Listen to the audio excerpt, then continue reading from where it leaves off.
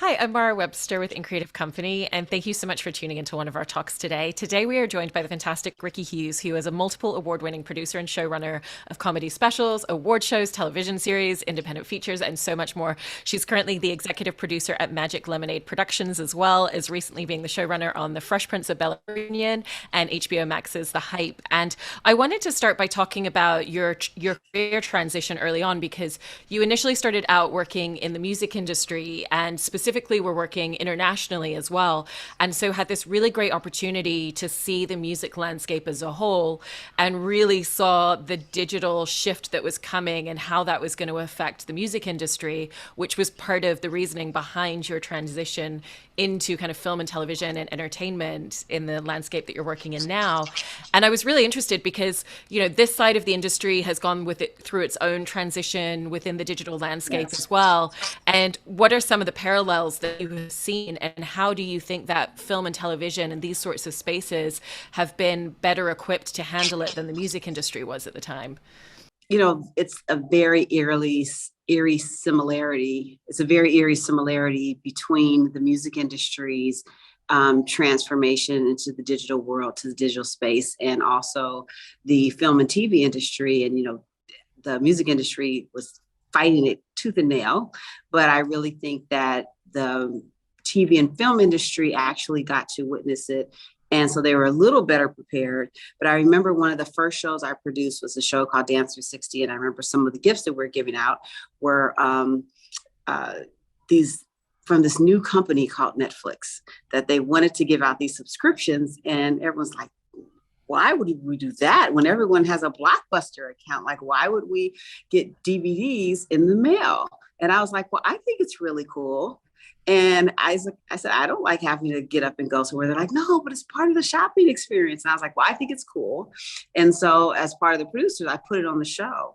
And no one could understand what it was. And I was like, once again, I'm always the person who people are like, no, it's never going to work. And all of a sudden they're like, it's kind of a big deal. So I love that I have a great working relationship with Netflix now, because I feel like I was there, very early on. And I think there's been a little bit of resistance from the film and TV industry, but for the most part, they've understood that digital is not going anywhere. It's here.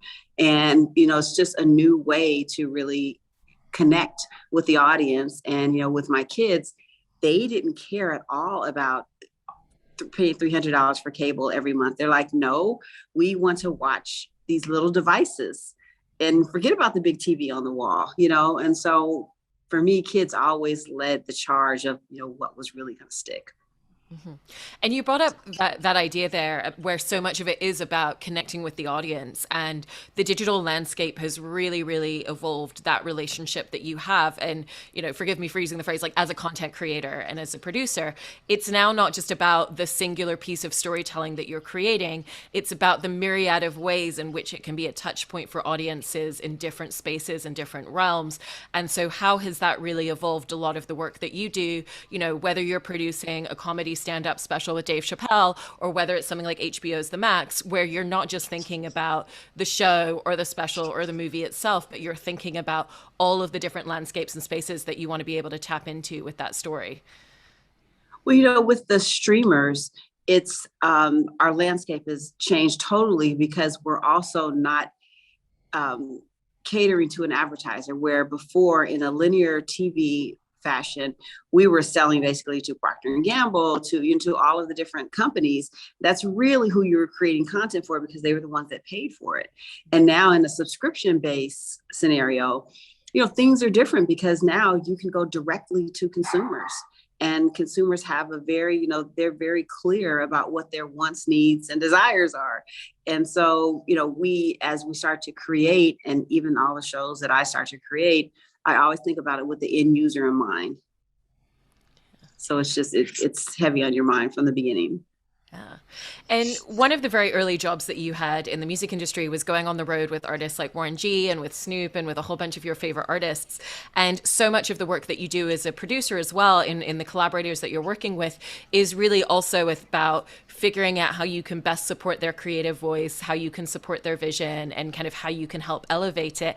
And what were some of those things that you learned even in those very early stages in the music industry about the type of space that you wanted to create for artists around you that you were collaborating with that still come into play with the collaborators you're working with now? Well, the first thing for me was I had to realize that I didn't want to be in front of the camera. So once we got that established, then it really gave me a very beautiful and safe space to say I can create a place for everyone else to be able to get their creative visions across. And so a lot of times we would have, whether it's music or TV and film, a lot of times the artists will have great ideas. And I said, well, hold on, I think we can help facilitate that. So for me, it's about laying the groundwork ahead of time, and then always saying, no, from this space to this space, you're free to create as much as you want. And then let's push the boundaries even further. Yeah. And I wanted to talk also about your collaboration with James Davis, because originally you brought him in to write on some of the scripts for some of the award shows and live events that you were working on at the time, and then started collaborating on his content. And so when you started working together on his content, what were some of the ways in which the two of you already had a shorthand and some of the things that came out of that collaboration as a result of that? So working with James Davis is amazing. He's so smart, so clever. And from the moment I first saw him on stage, I said, oh, you're a writer as well. Like, you're really a content creator more than just a stand-up. And so we started spending time really honing down that skill. So of course, when he had a chance to do his own series, he came to me and said, Rikki, what do you think? I was like, you're perfect for this. And he had such a clear voice, such a clear vision. And the show was hood adjacent, which was exactly his life.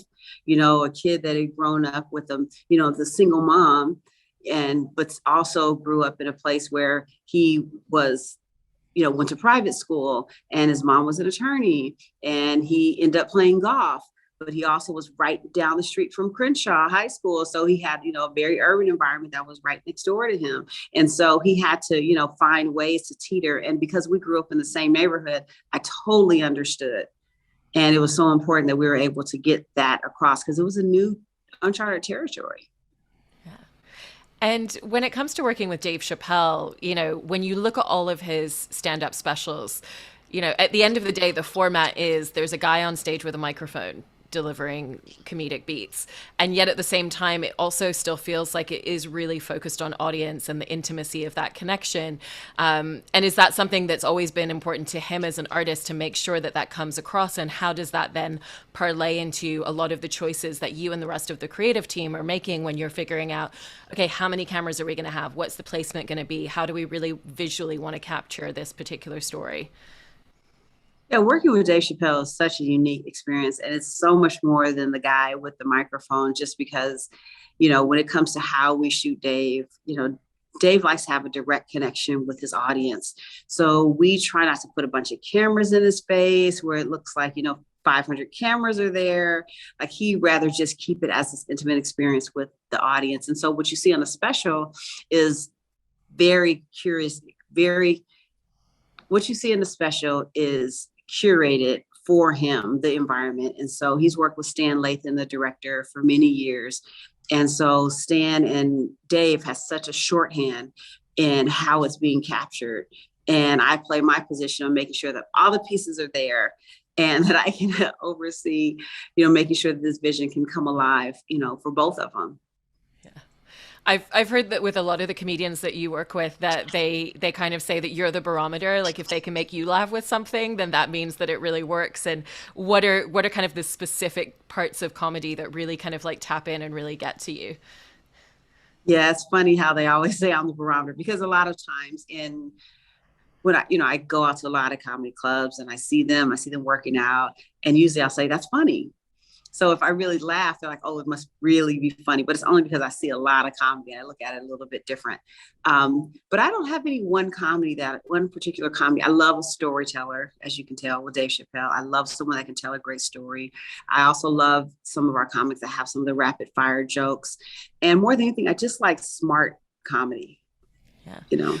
With the fact you are spending so much time, seeing new up and coming artists, what are some of the things that you find yourself really honing in and keying in on when you're looking at potential collaborators or voices that you think are kind of the next generations of comedians in the industry, the same way that was the case with James Davis, where you were like, you're a writer and I think that you can do this really well, and wanted to encourage that side of him?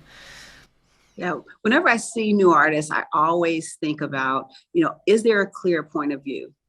And it doesn't matter what the point of view is if it's yours and you own it and you feel comfortable in that space, then I feel like that's a lane, and that's a lane that might feel individual to you. But if it feels individual to you, there's probably millions of other people that can relate.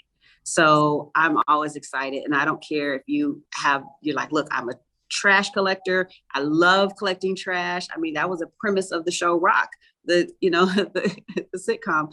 So it doesn't really matter what your stick is, as long as it's really clear and authentic to you.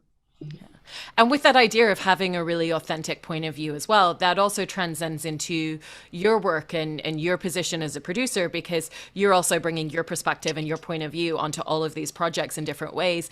And to you, what is the side of yourself that you really want to be able to communicate through the stories that you're telling?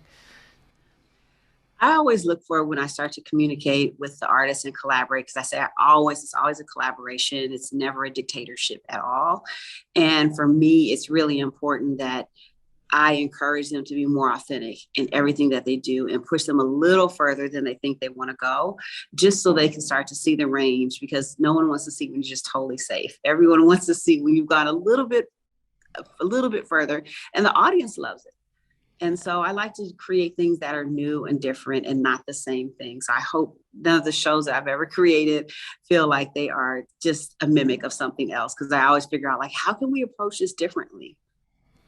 And one space where you've absolutely done that is through HBO Max's The Hype, because it is taking that idea of fashion competition and it's tapping into streetwear in a way that nobody else has been doing that on television, and nobody else has really been honoring that side of the fashion industry in the same way. And it is such a huge portion of the market.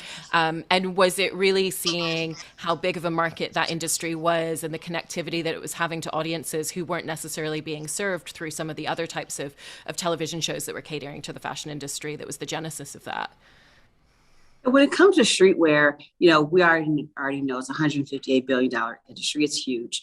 But for so long, the high fashion industry has been taking cues from them, and then they do a remix on it and put it on the runway.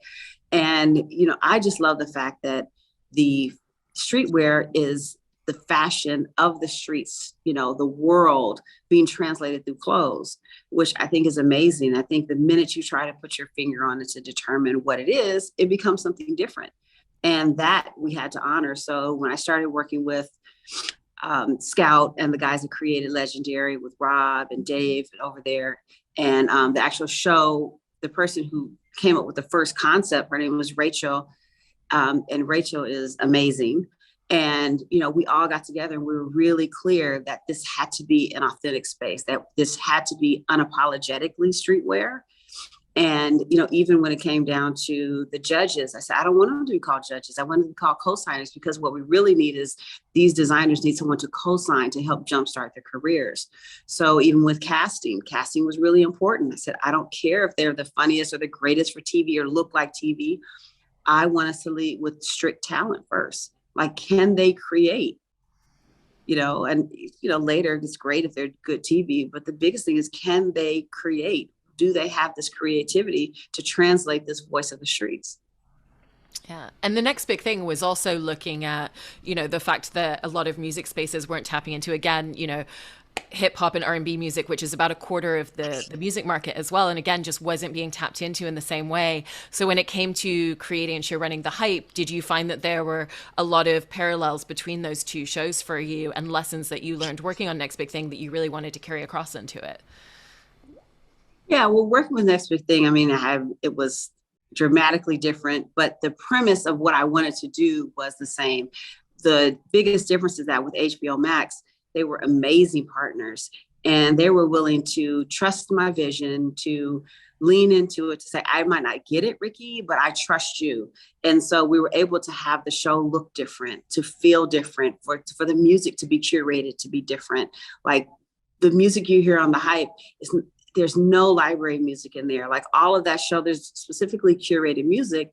And it's the same way that when you go shopping in a streetwear store, you hear like some really cool music where you'll go from like an old Prince song to Depeche Mode to like Jungle Pussy all in one time. And you're like, wait, what's that music I'm hearing? All while you're shopping. So we wanted that to be the experience on the show, knowing that, you know, streetwear is not just hip hop. It's not just surfwear. It's not just skatewear. It's Latinx. It's goth. It's all of these things. And so it was important for all of that stuff to come through on the show. So as much as, you know, for, you know, the next big thing was, you know, big on bringing in, you know, trying to find these new voices. For the streetwear, we really spent a lot of time to make sure that it really made sense and that we had really talented people.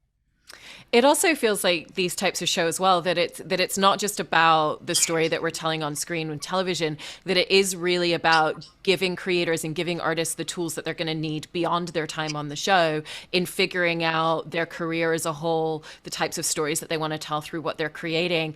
And so how do you make sure that every single step of the way in making a show like this is really, really coming through and connecting with the creators that you're bringing into the mix? When we start to create shows like this, one of the biggest things that we have to do is constantly being able to rethink it. Like I try not to keep myself in a box at all. Every time we think that we have it laid out, I like to stop, step back and say, and how can we do it different? And not just for different sake, but how can it be real and authentic to this industry? Like how I need to go and sit with streetwear designers. Let's go sit in it for a minute. What are your problems? What do you need? How can we help service you? Not like what I want you to be, but how can you be a better you? And I also wanted to talk generally about some of your space within the industry, because you've mentioned how you personally never really felt like you had a specific mentor within the industry, but I feel like you're involved in so many different community spaces. You know, you're very active within the Producers Guild of America. And so with your involvement with the Producers Guild of America, do you feel like there's a certain community that you've managed to build around yourself, which is kind of a community mentorship idea? And also, what are some of the spaces that you find yourself really trying to create that idea of mentorship for generations of producers coming up alongside you? I think mentorship is really important. With the Producers Guild of America, I've worked with the diversity committee for many years, and it's one of those labors of love. We see so many great voices come in, and we, you know, work with them. And anything that we've collectively, as the rest of the producers on the committee, anything that we've experience, we bring to them and say, here, you don't have to go with it our way, but we want to make sure you understand, you know, what's here for you and how can we help you hone in your idea, understand the business of it, you know, how can we support you? And I'm also working in another mentorship program with Women Forward with Heather Laurie was the head of that. And so it's a year-long mentorship that I have. And I've always had everyone that's worked on my desk has now become a producer, which I'm really happy with and proud of. I hate it because I hate breaking it into assistants, but I go on to hire, you know, everyone that's been on my desk, and they've been, you know, working for me. And I'm really excited to be able to say that there are some footprints now for people to step into. And I just encourage more people to do it. There's a certain amount of time that I have per week that's dedicated just to being of service. And one of the other things that you've been involved in is producing the Media Access Awards. And that's very much about representations of disabilities within the industry, which whenever we talk about inclusivity within our industry, very often disabilities are not part of that conversation.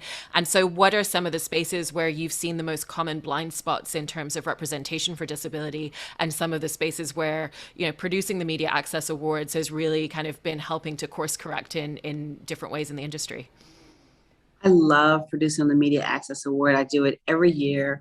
I love working with Deborah, who is a big champion of the program. But one thing that we've seen is that, you know, a lot of times producers, and it helps us to be more aware, because producers, you'll hire an actor, an abled actor, to play a role in a wheelchair, and it's like, well, there are great actors that are in wheelchairs. Like, why wouldn't you look at them first? And it's not saying let's only hire someone in a wheelchair for this part, but it's like, let's make sure that they're a part of the process, that they're a part of the communication. I mean, Marley Matlin is amazing with, really speaking of the deaf community, and being able to bring them into the fold, and not just in front of the camera, but also behind the camera. So with Media Access, we have, it's a collaboration with the Writers Guild, with the Producers Guild, with also the Casting Association. And so we all come together to find ways to highlight and just bring awareness. And I love it. Yeah. And jumping onto a different track, I did want to talk about the Fresh Prince of Bel-Air reunion that you were the showrunner on recently, because I think it did such a beautiful job at really capturing not just the nostalgia of the show, but what that show really meant to audiences, both at the time that it aired and that connection that has really continued over the decades since we first saw it. And when you were first kind of conceptualizing, and everybody was sitting down and trying to figure out all the different beats of what this show could be, what were kind of the main things that came out of those early conversations, and this is how we really honor the connection to the audience and the meaning that the show has had to them through the conversations that we're going to be having with the cast getting back together. Yeah, I have an amazing director. Marcus Rayboy was a great director and collaborator with me on the project. And, Westbrook, Will's company was very supportive. HBO Max, once again, they just, I came to them, I said, hey guys, I don't think this is a cast reunion. This is a family reunion. And I don't think they got it, but they were like, we trust you, Rikki. And so part of that was, then I went and just sat with each one of the members and said, hey guys, let's talk about this. And everything that kept coming up was family. And so I said, this is how we have to lean into it, because this is really our entryway. And so there were a lot of ideas that were on the table when they first brought up the show, before I even had gotten involved. And I said, let's just clear the deck, guys. Like, let's just go with very simple. When you think about a family reunion, you bring people into the family. There's new people that become part of the family. Unfortunately, there are people that pass away, but there's people that we've fallen out with that we have to bring back in there. And for me, it was really important that all of those aspects, that we show the good, the bad, and the ugly, and had fun with it, because that's what the rest of the world can really relate to. And within all of the work that you do overall, one of the things that's always really impressive is the fact that you're working both creatively, you're working logistically, and you're working in both of those spaces every 5 minutes. And so you really are doing things that are utilizing fully both the left brain and the right brain at every single second of the day. And do you find that you have to sometimes kind of separate the different sides and styles of work that you're being asked to do? Or is it easier for you just to really kind of pull it all together and to be multitasking within each moment? Well, for, a lot of the projects, I came up through physical production as that kind of physical producer. So that always lends itself and is always kind of in the back of my mind. But to be able to flex the creative muscle, I absolutely love. And the one balance I find in it is I have to make sure that I have so much respect for the people that are doing the physical production, because I think it, I'll know it, and I want to just move forward. And no, they're here, like, respect their position and allow them to do that, empower them to do that as well. But I absolutely love it, 100%. I'm so impressed by the myriad of projects that you're constantly working on, and everything that you've been able to do in both the stories that you're really telling, and also the artists that you have really been able to help elevate with their stories as well. And thank you so much, Rikki. Thank you. I appreciate it. This was super fun.